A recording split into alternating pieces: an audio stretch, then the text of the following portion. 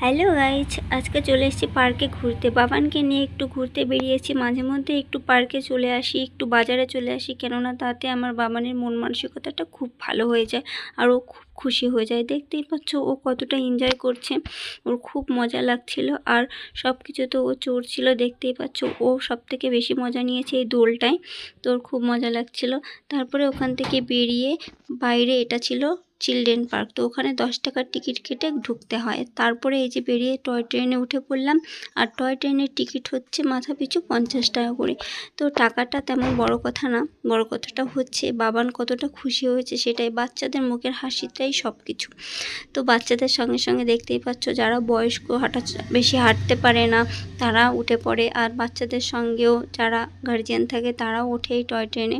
তো খুব মজা লাগে, পুরো পার্কটা ঘোরা যায় টয় ট্রেন করে, হাঁটা লাগে না। হাঁটতে গেলে অনেকটা ঘুরে ঘুরে হাঁটতে হয়। তো যাই হোক, দেখতেই পাচ্ছ কত লোকজন। সানডের দিনকে অনেক লোক থাকে, আরও অনেক বেশি লোক আসে, কেননা যারা অফিসে কাজ করে তারা সানডের দিনে ছুটি কাটাতে এই পার্কে এসে থাকে। তো যাই হোক, পার্কের ভেতর থেকে এই রোডের মাঝখান থেকে এই টয় ট্রেনগুলো চালায়, আরও অনেক রকমের গাড়ি আছে। তো যাই হোক, আজকের ভিডিওটা আর বেশি বড় করছি না।